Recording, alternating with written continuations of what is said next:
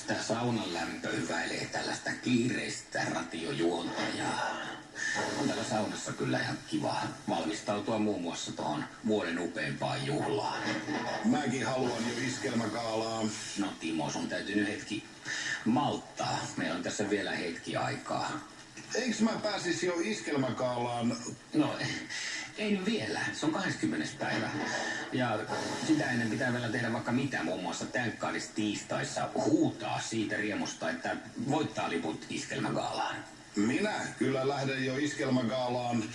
No, tulet kuitenkin töihin, eikö niin? Koska silloin huudetaan, ja annapa Timo pikkunäyte siitä, mitä tiistaina huudetaan.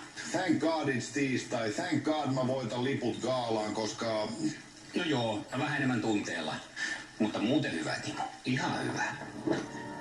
Tiistaina taas mennään. Tänkkaadis tiistai tunnilla 7-8 kuulet huutoja ja laitat niitä WhatsAppiin numeroon 0440366800 ja annetaan vähän vapaammat kädet tällä viikolla. Huuto menee suunnilleen näin, niin kuin Timo hetki sitten sanoi. Tänkkaadis tiistai, thank God, mä voitan liput iskelmägaalaan, koska...